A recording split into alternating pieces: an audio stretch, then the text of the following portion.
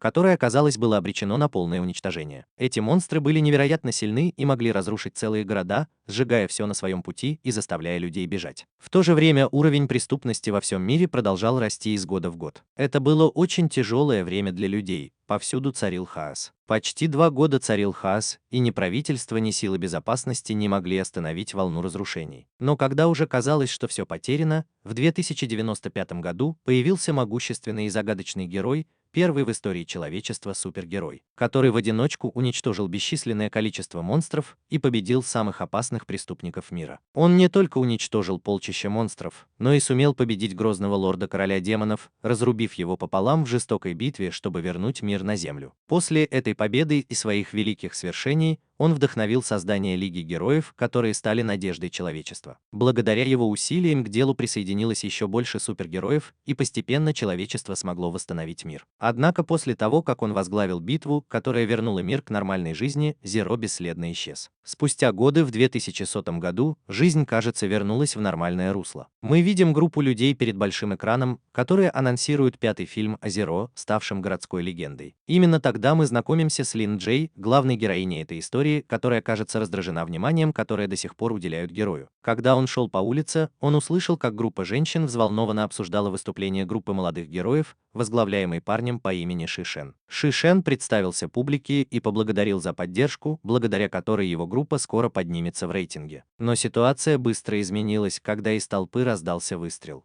Группа преступников, возглавляемая неким Хай Сью, разозлилась, утверждая, что герои ранили члена их семьи, и они пришли отомстить. Хай Сью, преступник с ранга, вызвал панику в толпе, и все разбежались. Герои группы, не теряя самообладания, начали использовать свои способности, чтобы противостоять нападавшим. Пианист группы продемонстрировал способность управлять магнитным полем, притягивая к себе оружие преступников. Остальные члены группы тоже вступили в бой. Барабанщик своими палочками смог сбить с ног нескольких врагов, а гитарист с невероятной скоростью и мастерством победил остальных. Но Хай, лидер группы, не сдавался и, получив мощный удар, начал увеличиваться в размерах, демонстрируя невероятную силу.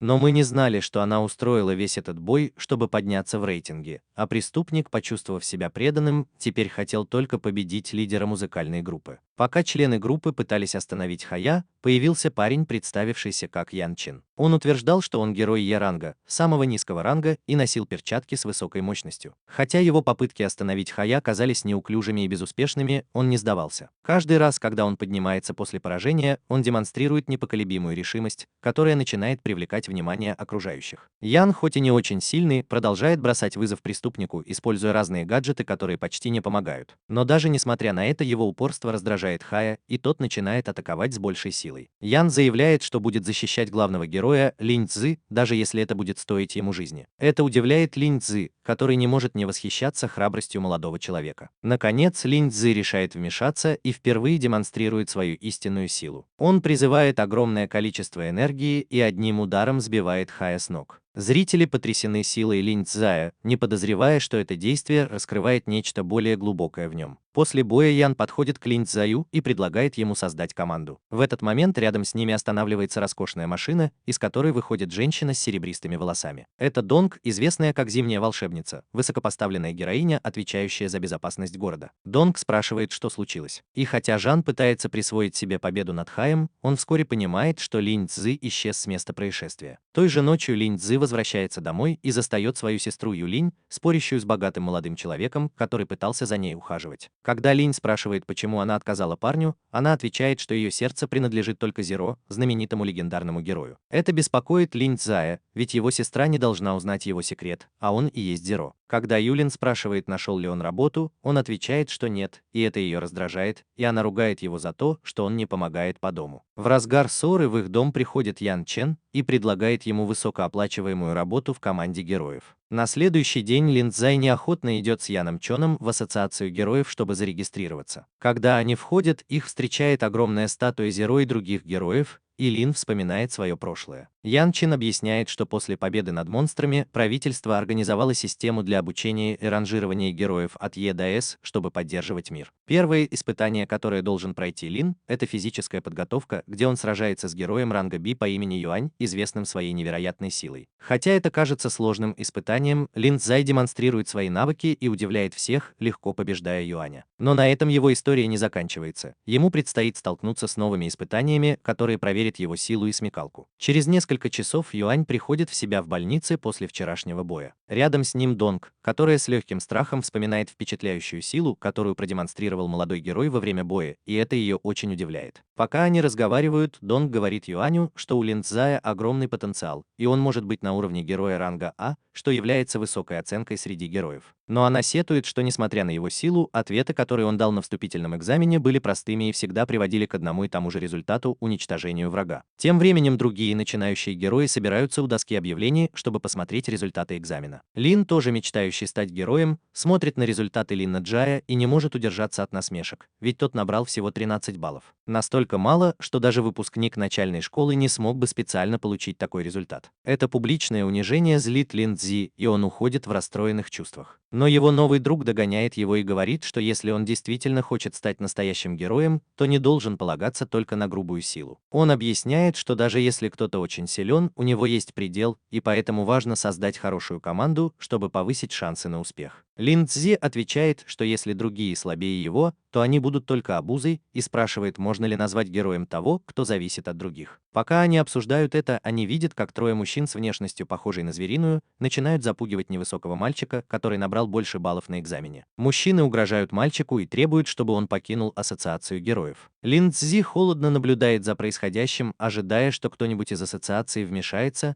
но все присутствующие игнорируют ситуацию, подчеркивая лицемерие системы, которая, кажется, ценит оценки выше истинной сути героизма. Несмотря на агрессивное поведение троих мужчин, мальчик отказывается покидать ассоциацию, утверждая, что они не настоящие герои. Его смелость вызывает смех у агрессоров, которые говорят, что быть героем, как Зеро, который погиб, пытаясь спасти других, это глупо. Эти слова разжигают гнев Лин и Яна, и они решают вмешаться и противостоять трем мужчинам. Но разница в силе очевидна. Джену едва удается нанести удар по противнику, и тот легко блокирует его. Но не успевает Джен ответить, как вмешивается Лин и без труда отражает атаку, давая понять, что он не боится. Трое мужчин представляются как герои золотого треугольника ранга D, известные своей грубой силой и вспыльчивостью. Напряжение нарастает, пока неожиданно не появляется третий парень. Зверолюди сразу узнают его и пугаются. Это божественный устрашитель, парень ранга И, который, несмотря на свою низкую классификацию, известен тем, что наводит ужас. В его присутствии трое нападавших быстро ретируются, удивляя всех, кто стал свидетелем этой сцены. После того, как трое зверолюдей убегают, парень ранга И представляется как Трайс. Лин и Джен удивляются, как кто-то с таким низким рейтингом смог запугать нападавших. Трайс, кажется, не обращая внимания, объясняет, что люди в этом районе боятся его из-за его репутации, хотя он не понимает, почему они так дружелюбно с ним разговаривают. Это заставляет Лин понять, что у Трайса, вероятно, не так много друзей, и когда он упоминает об этом. Трайс показывает фотографию девочки-волшебницы из мобильной игры, говоря, что она его единственная подруга. Такое поведение сбивает мальчиков с толку, но Лин с сочувствием приглашает его присоединиться к их группе. Все трое весело болтают, и вскоре Трис начинает плакать, что удивляет остальных. Чтобы узнать его получше, они спрашивают о его силе, и он отвечает, что это не везение. Это их озадачивает, и Трайс начинает рассказывать истории о том, как его жизнь с самого детства была чередой неудач. Он рассказывает, что вырос в приюте, был 13-м ребенком, и однажды там случился пожар, в котором он остался единственным выжившим. Потом его перевели в другой приют, который в итоге был разрушен наводнением, и он снова остался единственным выжившим. С тех пор, куда бы он ни пошел, его преследовали несчастья, и ему пришлось жить на улице. Пока он рассказывает о своих злоключениях, его новые друзья начинают чувствовать себя неловко и отдаляются от него. Однако Трис, пытаясь разрядить обстановку, говорит, что не все в его жизни так плохо. Он рассказывает, что однажды на него напал монстр, но его спас Зеро, тот самый герой, о котором говорили люди-звери, что удивляет Лин, учитывая, как он уважает этого героя. Вдохновленный этим спасением, Трис решил стать героем и с решимостью ударил кулаком по ближайшей колонне.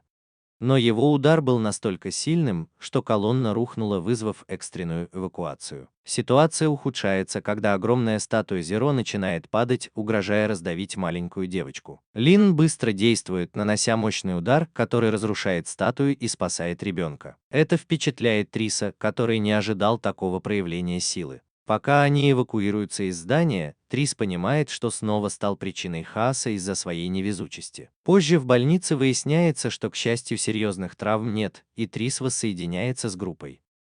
Рядом с ним лежит Янг, весь в бинтах после травм, полученных во время инцидента. Хотя остальные пытаются преуменьшить серьезность ситуации, врач предупреждает их, что Янгу очень повезло, что он остался жив. Чувствуя себя виноватым, Трайс извиняется, но Янг, охваченный яростью, велит ему держаться подальше. Однако Лин защищает Трайса и ругает Янга за то, что тот плохо обращается с товарищем. Несмотря на все произошедшее, команда остается сплоченной, и Трайс обещает быть осторожнее, чтобы не создавать проблем. Команда отдыхает, загорает на крыше здания. Кажется, что все спокойно.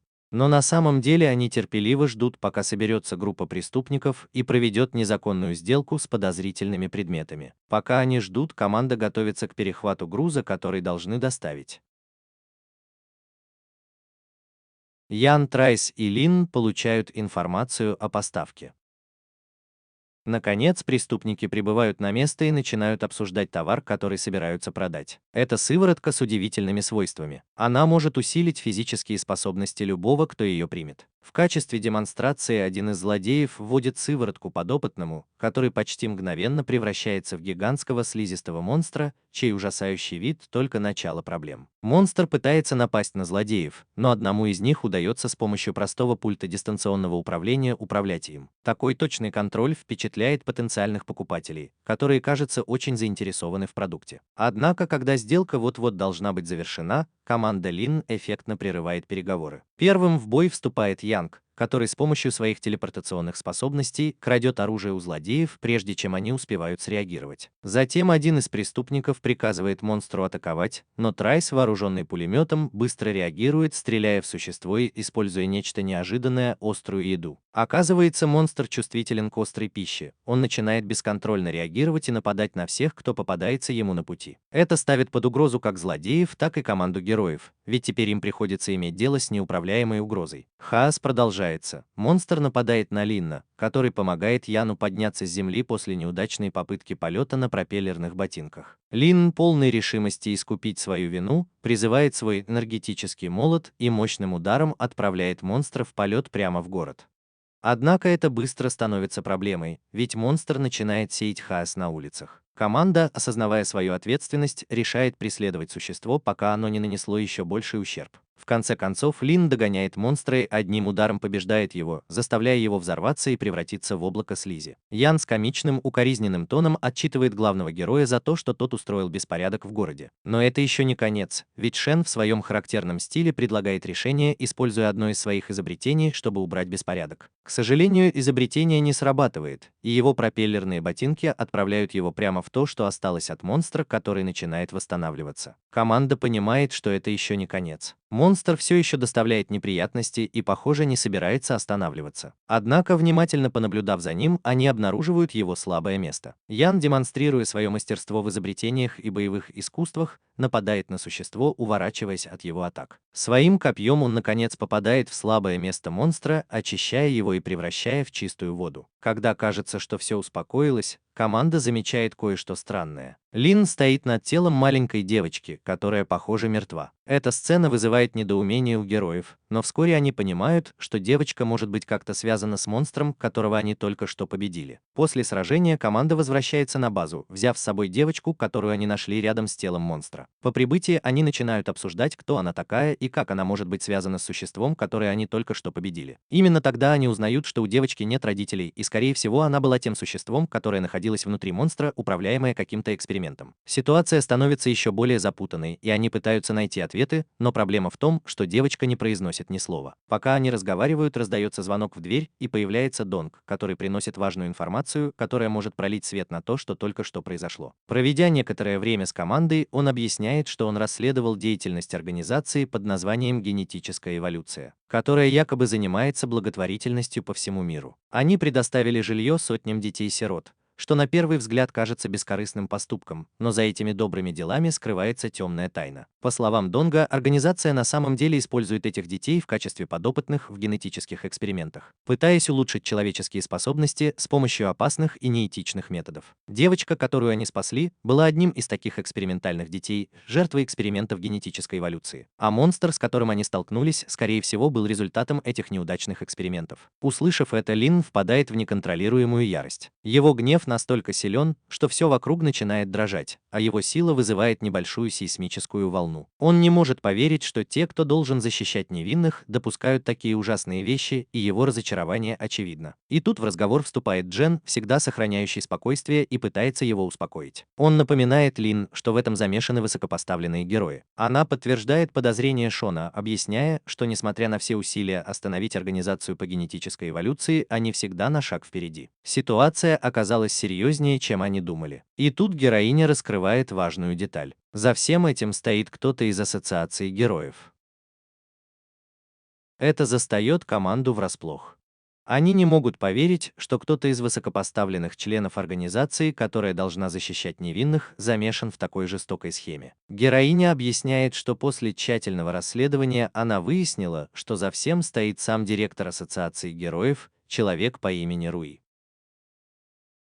Он манипулирует событиями, чтобы получить выгоду, используя ресурсы ассоциации для прикрытия своих незаконных экспериментов. Команда оказывается перед сложным выбором: противостоять одному из самых могущественных лидеров ассоциации героев или найти способ остановить его планы, пока девушка находится под их опекой. Но враг, с которым они столкнулись, не просто злодей низкого уровня. Он обладает ресурсами и властью в самой ассоциации, что делает задачу намного сложнее и опаснее. Чуть позже мы видим, как сестра Лин, Юлин, ругает его за то, что он внезапно позвонил ей, чтобы она помогла ему купить одежду для маленькой девочки. Она кричит на него, и все вокруг оборачиваются на них. Молодой человек пытается объяснить, что девочку, которую они называют Муму, спасли во время миссии, и она сирота, поэтому он решил временно о ней позаботиться. Услышав это, сестра Лин сначала сомневалась, что ее брат может быть замешан в чем-то незаконном, но потом изменила свое мнение, когда увидела Муму. Девочка очаровательна, и Лин обнимает ее и спрашивает, хорошо ли ее кормят. Лин успокаивает сестру, говоря, что Муму ест сладости, и это немного раздражает сестру, потому что она считает, что давать ребенку только вредную еду безответственно. Они выясняют ситуацию и решают пойти купить Муму одежду, а потом заказать жареную курицу. Пока они заняты в магазине, мы видим, что золотой треугольник наблюдает за ними издалека. Лин замечает, что за ними следят, но решает ничего не предпринимать, чтобы не волновать сестру и Муму. Когда они приходят в магазин, то видят, что там распродажа, потому что через несколько дней магазин закроется, и сестра Лин спрашивает, стоит ли им зайти. Джай Лин говорит, что все в порядке, и просит их подождать снаружи, пока он закончит свои дела. В этот момент к ним подходит золотой треугольник. Лин вспоминает разговор с Донгом, который объяснил, что для Руи генетической организации Муму очень важна, и они сделают все возможное, чтобы вернуть ее. Когда Лин спросил, не может ли Донг вмешаться, чтобы помочь, Донг предупредил его, что с этой ночи его собственная жизнь тоже будет в опасности, и что они, скорее всего, пришлют профессиональных убийц, чтобы обеспечить успех миссии. В настоящем времени Цзилин направляется к золотому треугольнику, чтобы отвести их в укромное место, чтобы не привлекать внимания. Трое мужчин благодарят его за то, что он выбрал укромное место,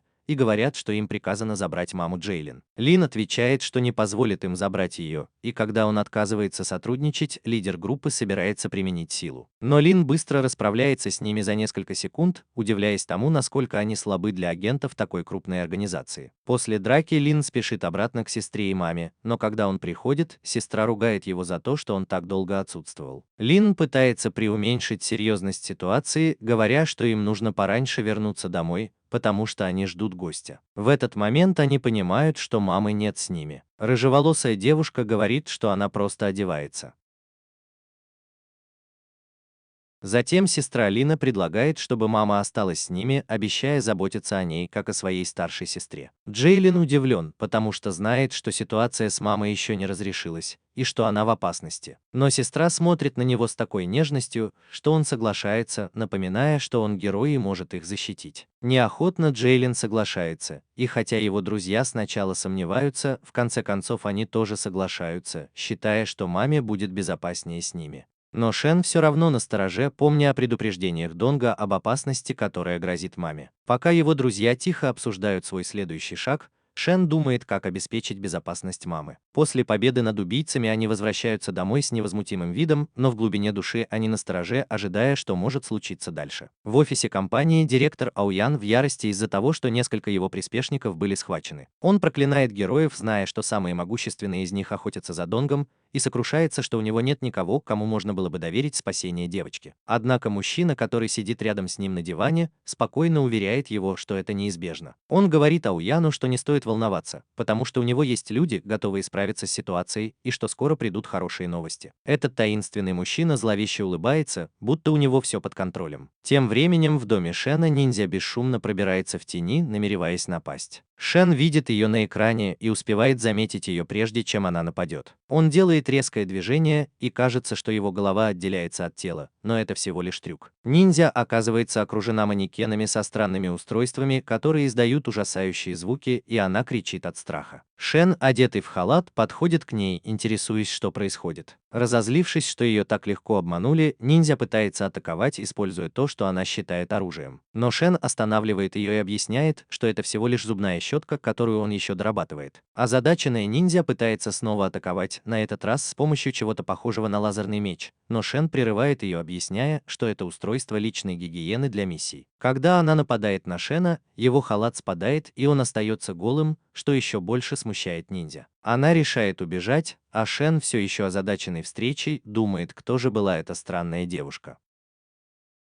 Он возвращается домой к Лин, садится на диван, а его сестра и Муму в это время в ванной. Снаружи за домом наблюдает таинственный человек, который хочет похитить девушку. В этот момент сзади него появляется Джей Лин и обвиняет его в том, что он извращенец, который следит за девушками. Незнакомец, застигнутый врасплох внезапным появлением Лин, пытается оправдаться, утверждая, что он один из лучших наемных убийц в организации. Хвастаясь силой Аранки, он не успевает ничего сделать, как главный герой с легкостью сбивает его с ног. Ошеломленный и неспособный понять силу Лин, наемник решает ввести себе сыворотку, которая повышает его способности до ранга С, превращая его в монстра со сверхчеловеческой скоростью. Но Лин остается невозмутим. Когда наемник пытается напасть сзади, Лин с легкостью отрубает ему руку, насмехаясь над его новым видом. Наемник восстанавливает конечности и начинает яростно атаковать, но главный герой с легкостью уклоняется от его ударов, спокойно наблюдая за его яростью. Одним сокрушительным ударом Лин отбрасывает наемника, который, приземлившись, приходит в полное замешательство от невероятной силы героя. Джилин дает последнее предупреждение, приказывая наемнику передать своему боссу, чтобы тот больше не пытался навредить девушке. Однако, регенерируя, наемник настаивает, что будет возвращаться снова и снова, пока не выполнит свою миссию, угрожая причинить страдания семье героя. Это разозлило героя, и он начал использовать свою изначальную силу, силу ноля. Не раздумывая, он уничтожил наемника одним ударом, который расколол гору пополам, пообещав, что больше никогда не потеряет тех, кого любит. Дома сестра Лин выходит из ванной и спрашивает, где он был, на что он отвечает, что вышел по делам, пока они были в ванной.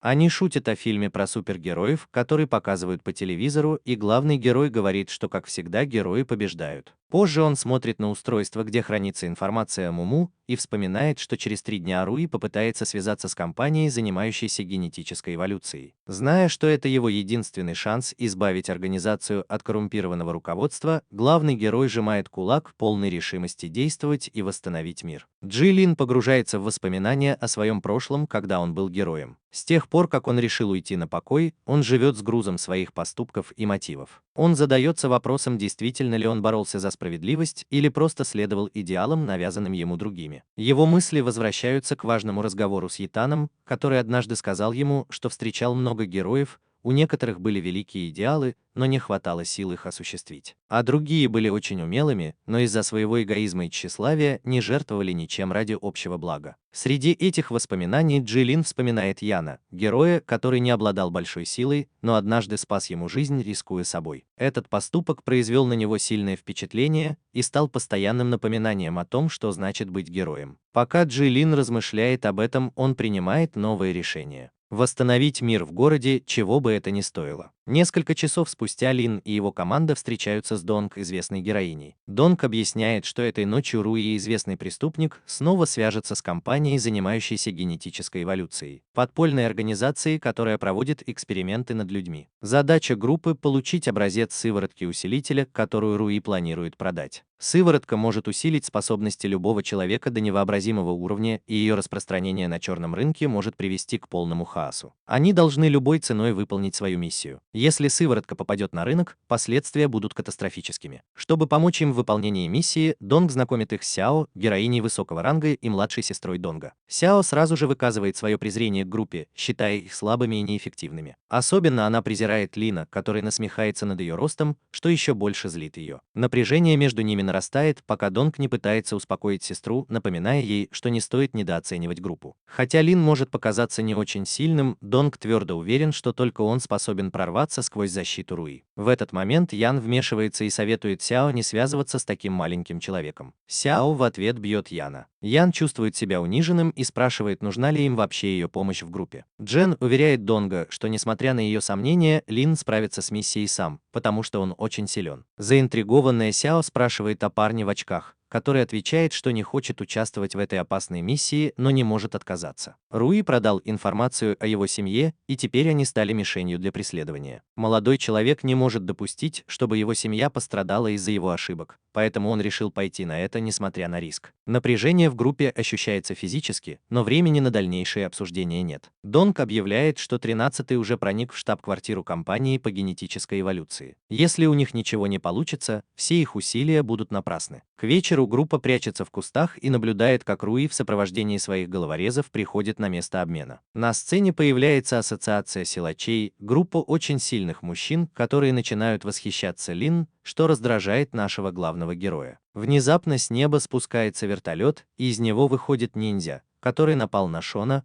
а с ним таинственный старик, представившийся мистером Гангом, опасным союзником Руи. Ассоциация силачей, не дожидаясь сигнала Донга, импульсивно нападает на преступников, усложняя план.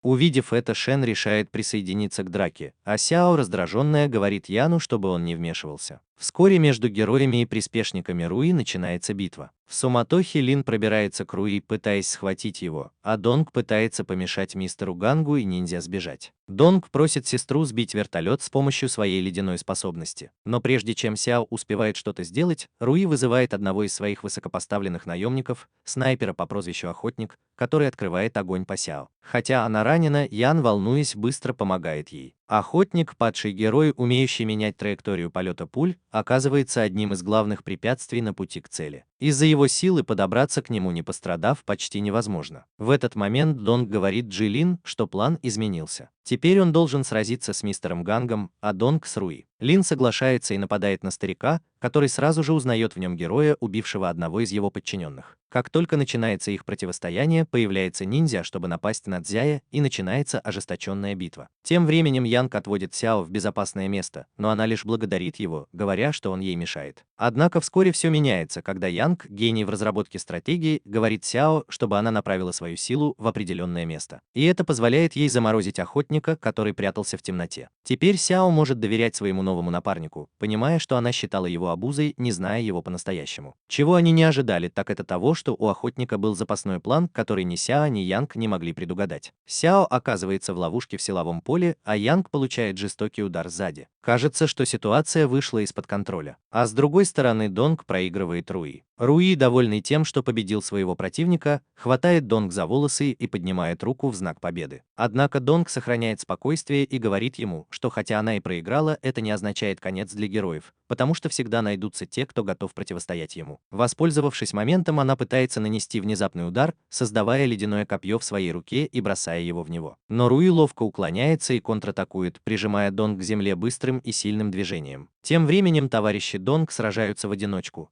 Каждый из них сталкивается с трудностями и, кажется, проигрывает своим врагам. Руи насмехается над ними, смеется над слабостью группы и упрекает Донг как лидера, называя ее неудачницей и заявляя, что она ни в каком смысле не герой. В другом месте Ганг, один из приспешников Руи, принимает отчаянное решение и использует специальную сыворотку, которая усиливает его способности. Эта сыворотка повышает его энергию до уровня S, сравнимого с уровнем самых могущественных героев. С возросшей силой Ганг клянется отомстить и бросается на Лин Цзая. Однако после нескольких ударов Лин с легкостью одерживает верх и доказывает, что даже возросшая сила Ганг не сравнится с его силой.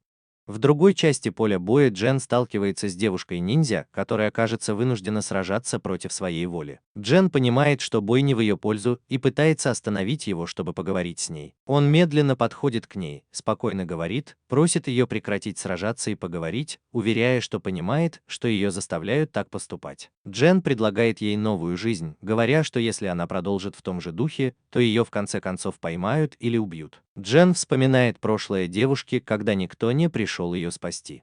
Но он уверяет ее, что все изменилось. Теперь у нее есть тот, кто готов помочь. Услышав искренность в словах Джен, девушка начинает колебаться. Джен подходит ближе и спрашивает, что она предпочитает, быть героем или умереть. Поразмыслив, девушка со слезами на глазах соглашается, опускает кинжал и мирно заканчивает конфликт объятиями. Тем временем Ян находится в критической ситуации. Охотник, враг, который не собирается проявлять милосердие, снова и снова наносит ему удары. В отчаянии Ян решает воспользоваться артефактом, который у него есть, но охотник, ловко увернувшись, вовремя отступает в сторону. Ян бросает артефакт, но охотник легко отбивает его мощным ударом в живот Яна, сбивая его с ног.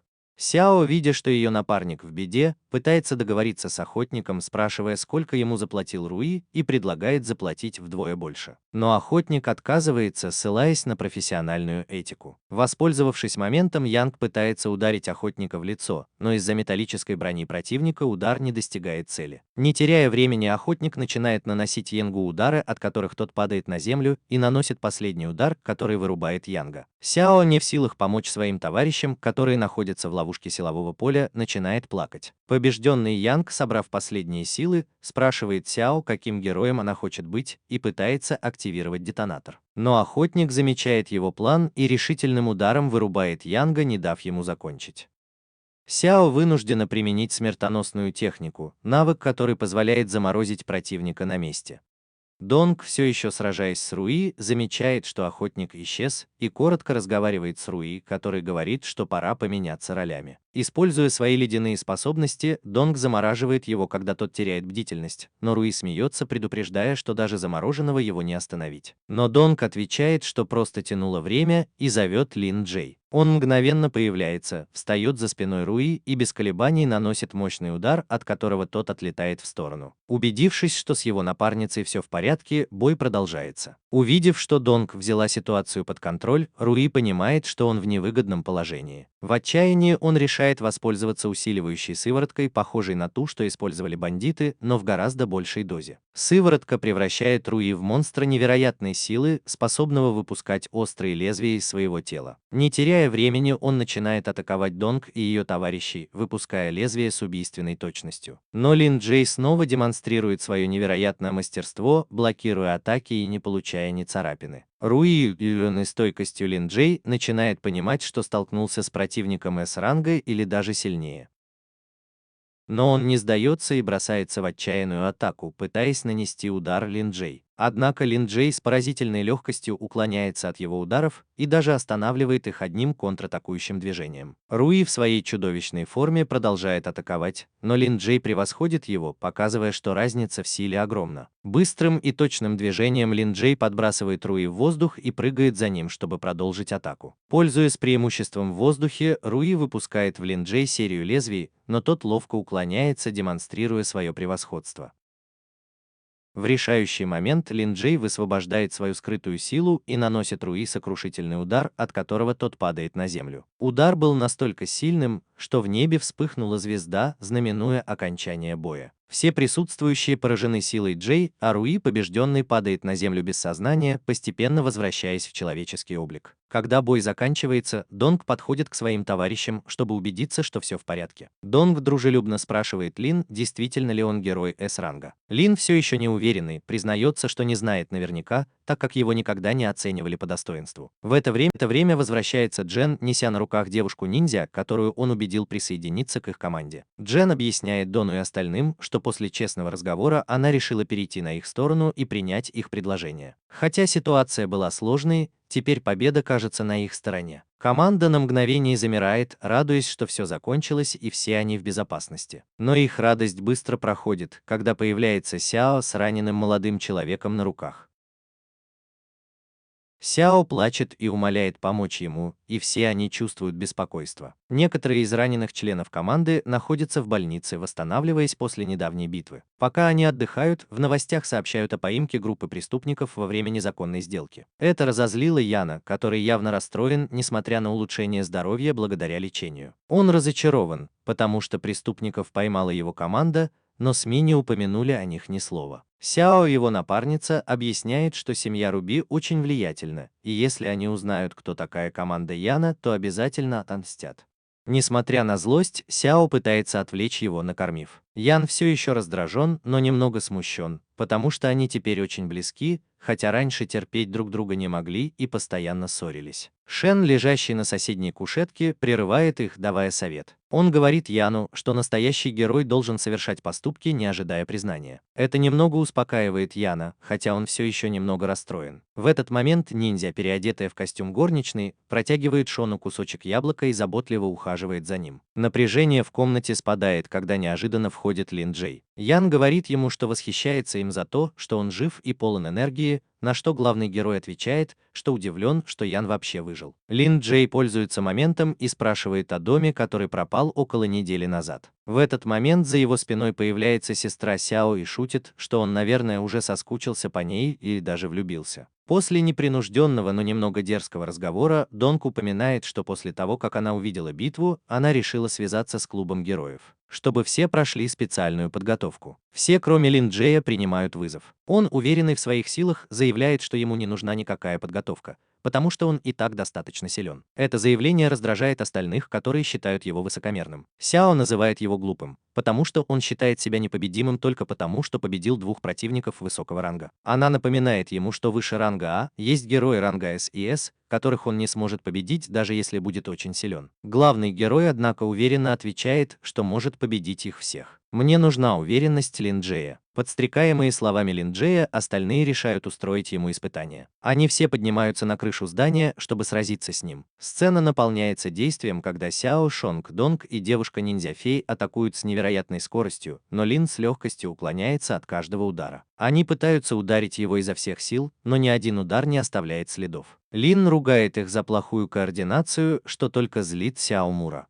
Она снова нападает на него в рукопашном бою, но он быстро одерживает верх и отбрасывает ее ударом. Однако фей успевает подхватить ее в воздухе, прежде чем она упадет на землю. Затем фей решает действовать серьезно и, сняв с себя наряд горничной, надевает боевой костюм. Вместе с Донг она снова атакует, используя свои ледяные способности, чтобы создать под ногами Лин ледяную колонну. Но Лин одним ударом разбивает колонну. Донг пытается использовать осколки льда, чтобы создать ловушку в форме лотоса вокруг Лин, надеясь запереть его внутри. Но ее попытка оказывается тщетной. Лин разбивает ловушку одним ударом и также легко вырубает Донг. В этот момент фей отвлекается и нападает на Лин сзади, но он быстро разворачивается и сбивает ее с ног ударом. В суматохе Лин вспоминает, что Шен тоже участвует в битве, и понимает, что Шен пытался сбежать, чтобы избежать той же участи, что и его товарищи. Но его хитрость не помогает, и он тоже оказывается повержен. После тренировки на крыше напряжение между героями немного возрастает. Некоторые из них признают, что им нужно улучшить свои навыки и больше тренироваться, но Лин по-прежнему уверен, что его силы более чем достаточно, чтобы справиться с любой угрозой. В тот же вечер в доме Джая обстановка становится напряженной, когда его сестра узнает, что он привел домой собаку. Это вызывает конфликт между ними, так как сестра главного героя считает безответственным брать бездомное животное, когда он даже не может заработать денег, чтобы содержать семью. Но Лин, Момо и щенок все равно грустят, и это в конце концов убеждает сестру взять щенка. Несмотря на то, что она поддалась обаянию щенка и уговорам брата, она решает что-то предпринять. На следующий день она появляется на работе, в лаборатории по генной инженерии. Она решает использовать щенка в качестве подопытного, чтобы повысить его интеллект и предотвратить проблемы дома. Во время экспериментов ей звонит доктор Кин и сообщает, что сегодня ему не нужно, чтобы она его сопровождала. Он просит ее остаться на работе и продолжить эксперименты. Тем временем в лаборатории обстановка накаляется. С доктором Кином приходят несколько мужчин, в том числе Руи, который находится в критическом состоянии из-за травм, полученных в последней битве. Присутствует и глава семьи Руи, который внимательно наблюдает за происходящим. Доктор Кин объясняет, что у Руи путаются воспоминания, и он не может ясно мыслить. Глава семьи, разгневанный этим, решает убить Руи, используя свои силы, и говорит, что если Руи нельзя вылечить, то он мусор, недостойный своей семьи. Убив Руи, глава семьи поворачивается к доктору Кину и требует ускорить исследовательский проект. Отдав несколько приказов, глава семьи уходит. Напряжение не спадает, потому что сразу после этого появляется Яндон, старший брат Донга и коррумпированный человек. Яндон коротко разговаривает с доктором Кином о состоянии Руи, и выясняется, что обе семьи сотрудничают в проекте по продаже сыворотки для улучшения здоровья. В конце разговора доктор упоминает, что для быстрого продвижения проекта не хватает персонала, но Яндонг привел еще одного специалиста, доктора, который будет помогать. После угроз Яндонг уходит. Протагонист и его команда снова собираются вместе после тренировки, чтобы поговорить. Донг, все еще недовольный замечаниями Лина, пытается флиртовать с ним, но Лин не замечает, что он ей нравится. Внезапно появляется Шишен, лидер группы, впечатленный близостью Лина и Донг, и просит его стать его наставником и научить его, как стать настоящим героем. Однако Лин всячески отказывается, давая понять, что не заинтересован в его обучении. В этот момент сцена переносится на собрание, где должны объявить нового директора Ассоциации героев. К всеобщему удивлению, новым директором назначают Яндонг. После выступления публика аплодирует ему, но мы видим серьезное выражение лица Донг, когда она подходит к своему брату. В личной беседе выясняется, что через несколько дней Донг выдадут замуж по договоренности, организованной ее семьей. Яндонг грубо хватает ее за лицо и напоминает, что никто, даже ее друзья, не смогут помочь ей выбраться из этой ситуации. Заставив ее расплакаться от отчаяния, Яндонг уходит. Однако старший брат Донг замечает, что за дверью стоит ее подруга. Он приглашает их войти, и после короткого разговора Яндонг обращается к Лин. Он знает, что Лин был тем, кто победил Руи и элитные силы корпорации генетической эволюции. Пораженный его силой, он спрашивает, не хочет ли Лин присоединиться к его семье и продолжить восхождение, но Лин Джей, как всегда, грубо отказывается. Янг Донг, явно обиженный, говорит, что это печально, но двери его семьи всегда открыты, если Лин передумает. Но Лин, как всегда высокомерный, не только отказывается от предложения, но и повышает ставки, приглашая Янг Донга попробовать убить его, когда он кладет руку ему на плечо. Шокированный словами Лина, Донг пытается его урезонить, говоря, что если он продолжит в том же духе, ничем хорошим это не закончится. Янг Донг пытается подчинить Лина своей силой, резко повышая уровень энергии, чтобы заставить его встать на колени. Но его попытка оказывается бесполезной. Лин спокойно повышает уровень своей энергии и заставляет Янг Донга отступить, у которого от давления начинает идти кровь. Битва за превосходство заканчивается, и главный герой спешит проверить своих друзей. Янг Донг, явно расстроенный, бежит к брату, чтобы спросить, зачем он это сделал. Брат отвечает, что просто хотел проверить силу мальчика, хотя внутри он в ярости. На самом деле он хотел утвердить свое превосходство, но поражение заставляет его чувствовать, что он проиграл и что он уступает Линну. Разочарованный, он уходит. Группа выходит из здания, обеспокоенная произошедшим. У всех плохое предчувствие, и они соглашаются, что у Донга проблемы. Главный герой предупреждает, что теперь они должны быть более бдительными, и приказывает троим своим товарищам разобраться в ситуации, хотя не все из них полностью согласны. В конце концов, они соглашаются выполнить его просьбу. Внезапно Линну звонит его сестра. Она сообщает ему, что эксперимент с собакой прошел успешно, и просит его прийти и забрать ее. После того, как она кладет трубку, в лаборатории появляется новый врач, и сестра объясняет, что эксперимент прошел успешно, потому что собака теперь умеет читать. Врач удивлен и поздравляет девушку перед уходом. Тем временем в лабораторию приходит жених сестры, чтобы предупредить ее, что доктора Кина шантажируют и ситуация может перерасти в конфликт. Сестра, обеспокоенная, решает остаться и защитить доктора Кина, игнорируя предупреждение своего жениха. Молодой человек, расстроенный, вызывает своих агентов, чтобы они провели расследование и защитили лабораторию. Тем временем Шен и главный герой идут по улице и замечают, что кто-то подозрительно наблюдает за зданием доктора Кина. Они решают подойти и видят загадочную молодую женщину, которую они задерживают, чтобы получить информацию. На крыше здания еще трое людей тоже наблюдают за лабораторией. Один из них спрашивает, где их напарник. Вскоре появляется Лин, держа под мышкой девушку, которую он избил.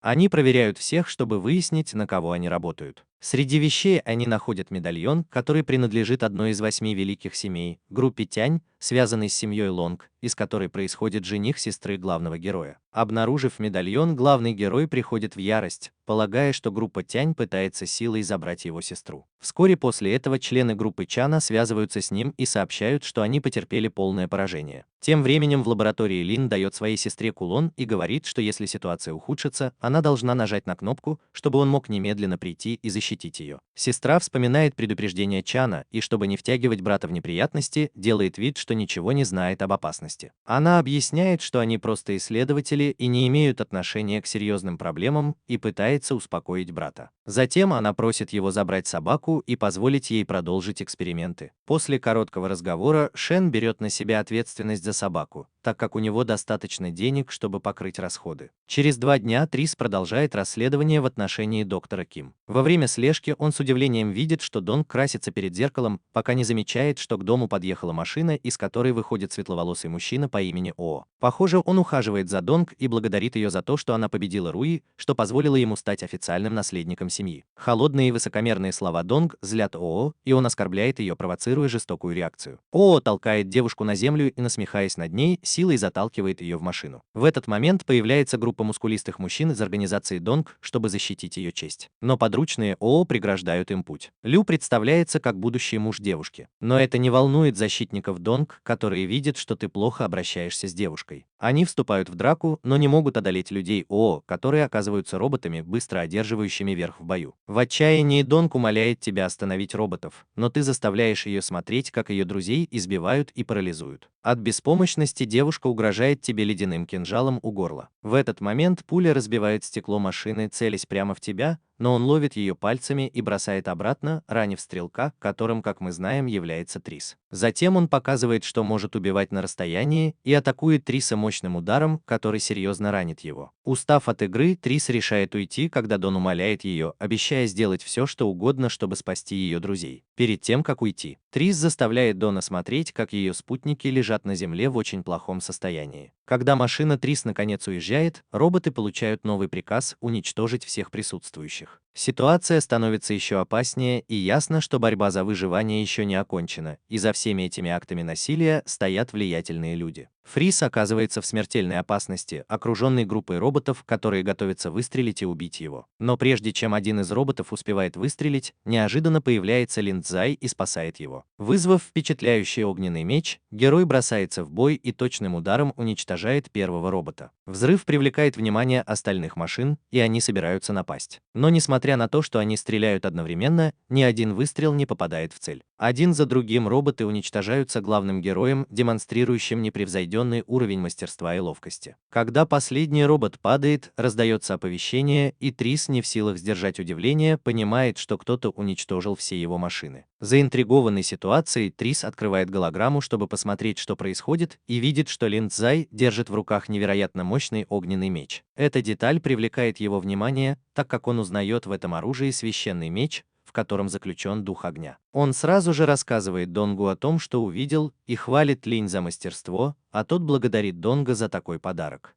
Узнав, что за недавними проблемами стоит молодая семья, Лин решает, что не может сидеть сложа руки. Хотя его друзья предлагают сначала позаботиться о раненых, Лин клянется деревьям, что отомстит за него и спасет мисс Донг. Позже все собираются в доме Яна, чтобы придумать, как спасти похищенную женщину. Но как только они начинают разрабатывать план, Ян спрашивает, не сошли ли они с ума, предупреждая, что идти против семьи Руи – самоубийство, учитывая, что они одна из самых могущественных семей и владеют передовым легионом роботов. Джен пытается убедить их передумать, но его друзья остаются непреклонны в своем решении, объясняя, что они не могут бросить друга в беде. В конце концов, им удается уговорить Яна присоединиться к ним, и в этот момент приходит Шен, чтобы предложить свою помощь. После короткого разговора они начинают разрабатывать план спасения женщины. Фей получает доступ к системе безопасности особняка, где держат Донга. С помощью суперумного пса, который усовершенствовал свои навыки, Фей изучает планировку здания и обнаруживает, что в особняке готовится церемония помолвки.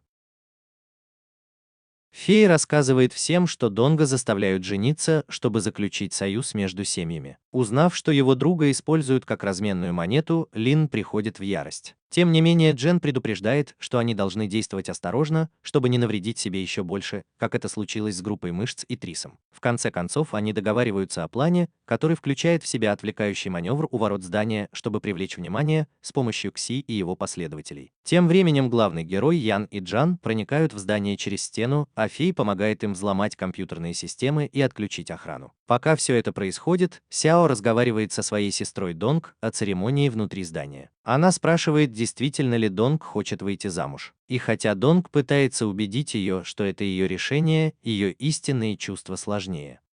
В этот момент в комнату входит Сяо в сопровождении молодого человека, который кажется друг Сяо, и убеждает ее выйти подышать свежим воздухом. Как только они остаются одни, Сяо использует возможность поговорить с Донг о главном герое, так как он хочет заполучить священный меч, которым тот владеет. Когда они оказываются внутри здания, Янг спрашивает Лин, почему она в маске. Он объясняет, что это для того, чтобы скрыть его личность, так как все ждут именно его. Хотя они меняют тактику, их вскоре замечает Сяо, который подходит к ним.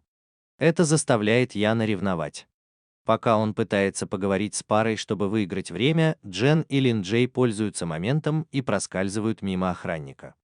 Джен замечает, что сейчас самое время стать героем, и решает отвлечь охранников, чтобы наш герой смог проскользнуть в комнату.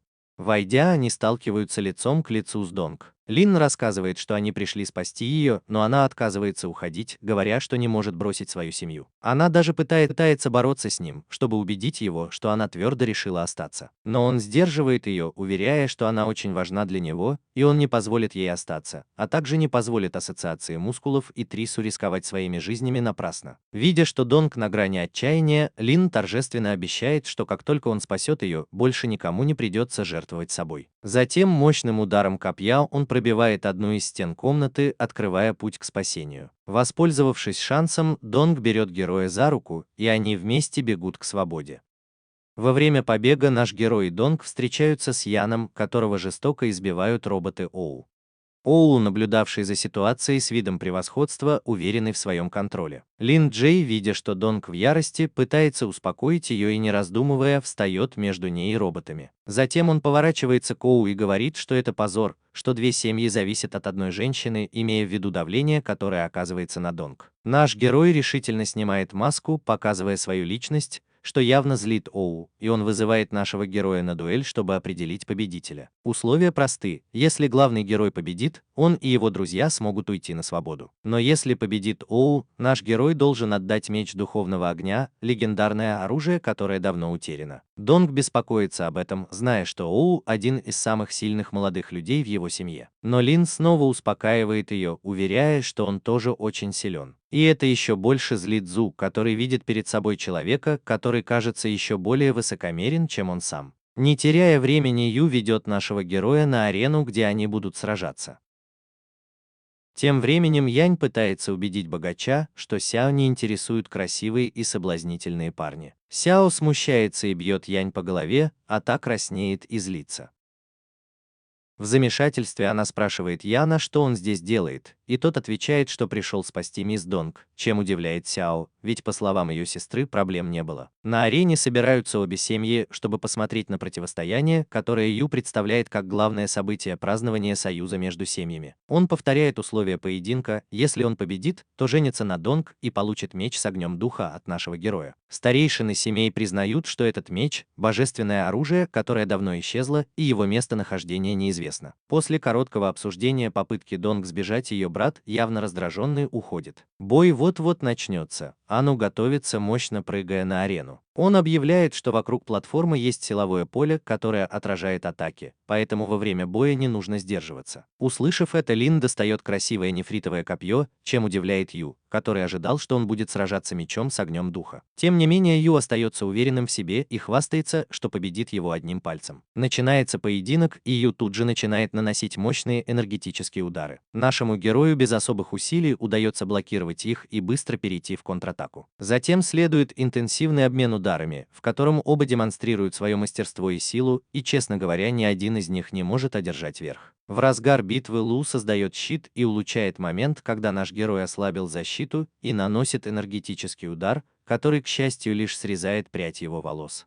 Они продолжают сражаться, даже обмениваясь ударами кулаков, и создают мощные ударные волны, которые разносятся по всей арене. Кажется, что битва настолько захватывает, что кто-то решает действовать серьезнее. Он запускает энергетические пули в нашего героя, целясь в слабые места с невероятной скоростью. Но наш герой умело защищается копьем, точно отбивая каждый выстрел. Взрывы от снарядов поднимают вокруг них большое облако пыли, на мгновение скрывая их фигуры. Он пытается воспользоваться этим, чтобы напасть на Лин сзади. Но наш герой, словно предвидя это, легко разворачивается и бросает копье, от которого Лин едва успевает увернуться. В этот момент наш герой пользуется возможностью и применяет против него свою собственную тактику. Он быстро оказывается у него за спиной и наносит мощный удар, отбрасывая его на землю. Толпа поражена таким мастерством. Лин Цзи поднимает свое оружие, а наш герой, благодаря защитному снаряжению, с трудом поднимается и, используя свои силы, начинает бросать камни в воздух в сторону нашего героя. Он ловко уворачивается от камней и пытается атаковать в полную силу. Когда наш герой бросается в атаку, враг создает несколько щитов, чтобы защититься, но быстро понимает, что они легко пробиваются нефритовым копьем Лин. Прямо перед тем, как его последний щит был разрушен, кто-то оттолкнул копье, чтобы отразить удар, тем самым избежав прямого ранения. Но Лин быстро среагировала и нанесла мощный удар в лицо, отбросив его на несколько метров. Решив закончить бой, наш герой поднял копье и создал величественного дракона из энергии, который вырвался из копья. В отчаянии кто-то попытался защититься, создав каменную стену, но дракон разрушил ее, и ему удалось ранить его в грудь. Пока это происходило, Лин Цзай сказал ему, что это ранение — месть за его друга Триса, и стало ясно, что его решимость не ограничивается победой в бою. Эти слова Лин Цзая, который, собрав всю оставшуюся силу, создал гигантскую мощную энергию, настолько сильную, что она разрушила силовое поле вокруг арены. Полагая, что он одержал победу, кто-то нанес последний удар. Но, к его удивлению, атака не достигла Лин Цза, который, сохраняя поразительное спокойствие, заблокировал энергетический всплеск. И с впечатляющей скоростью нанес еще один мощный удар прямо в лицо, выбив его с арены и окончательно завершив бой. Униженный и охваченный яростью из-за поражения, кто-то отказывается признать свое поражение. В последней отчаянной попытке он достает спрятанный свиток, который сразу же привлекает внимание одного из присутствующих старейшин, который быстро приказывает всем зрителям покинуть арену. Внезапно мощный взрыв разрушает всю арену, и Донг и Сяо бегут к руинам, чтобы проверить, в безопасности ли их друг. Тем временем старейшины с беспокойством обсуждают свиток, который оказался запрещенной техникой проклятия, созданной могущественным мастером ранга С. Они оба согласны, что использовать такую технику в этом месте чистое безумие, и они боятся возможных последствий. К счастью, группа выходит из взрыва целой и невредимой, хотя напряжение в воздухе ощутимо, когда они видят, как Оу появляется из дыма, но уже в другом обличье. Очевидно, что проклятие изменило его, и его жажда мести усилилась. Группа начинает беспокоиться, когда они не могут найти Лин, но к всеобщему облегчению он оказывается невредим, успокаивая их и уверяя, что как только он победит они все вместе вернутся домой. Разъяренный уверенностью нашего героя, запускает мощный энергетический луч, чтобы одним ударом покончить со всеми. Однако Лин Цзы, зарядив свое копье энергии, одним ударом отбивает луч и немедленно ни секунды бросается на О и наносит ему еще один удар, полностью выводя его из строя. Чтобы убедиться, что У больше не будет злоупотреблять своей силой, Лин Цзай делает фотографию в момент его поражения,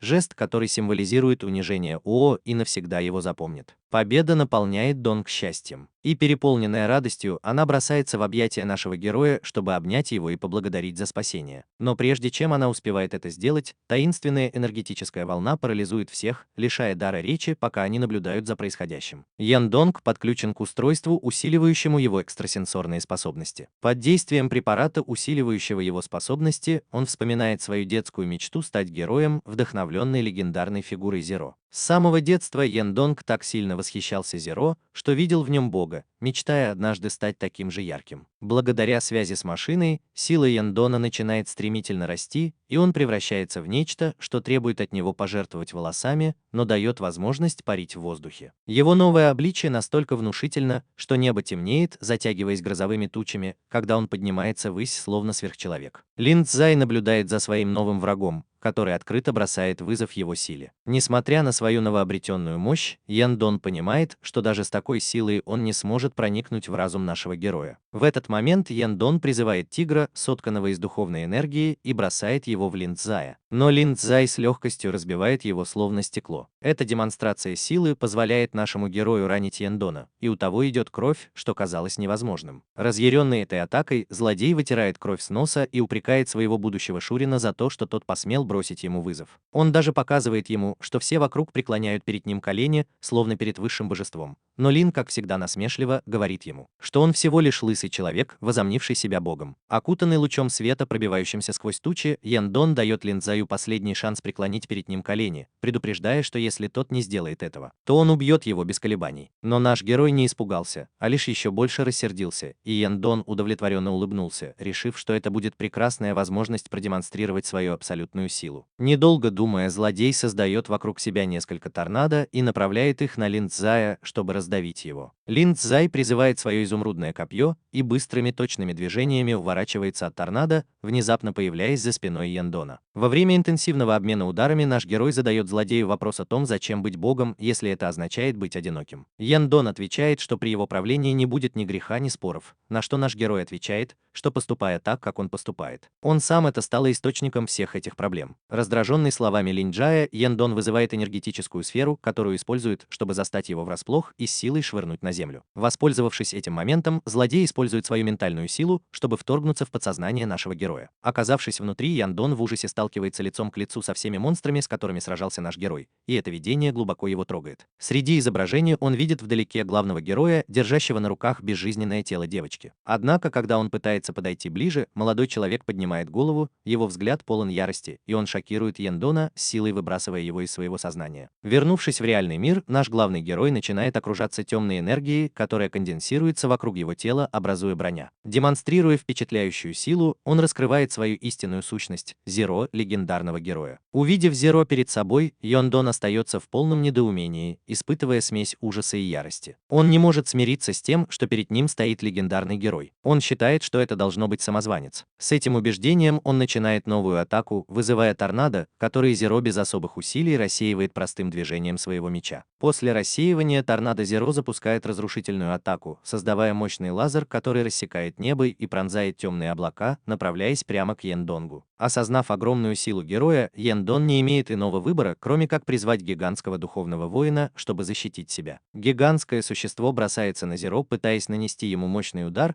но Зеро ловко уворачивается, демонстрируя, что его сила и скорость на совершенно другом уровне. Во время боя Зеро контратакует, используя особую технику, и выпускает энергетический луч, который пронзает духовного воина насквозь, полностью уничтожая его и заставляя Яндонга тяжело упасть на землю. Несмотря на явное преимущество Зеро, Яндонг не сдается. Гордость и высокомерие заставляют его сделать последнее усилие, и он создает технику, которая окружает Зеро, но тот отвечает атакой, которая выглядит как красные нити. Эти нити соединяются в еще один энергетический взрыв, который направляется прямо на Яндонга. Зеро остается невозмутимым. Он поднимает меч, создавая барьер, который блокирует атаку, и уверенным движением отвечает взрывом энергии, который дестабилизирует Яндонга. Энергия меча Зеро создает такой яркий свет, что освещает все вокруг, рассеивая облака и демонстрируя его абсолютное превосходство на поле боя. Измученный и раненый Яндонг пошатывается, но его решимость не ослабевает. Он смеется со смесью отчаяния и недоверия, спрашивая, как кто-то может обладать силой, чтобы бросить ему вызов и стоять перед ним с такой непоколебимой уверенностью. В этот момент Зеро уверенно подходит к нему, направляя меч прямо ему в лицо и предупреждая.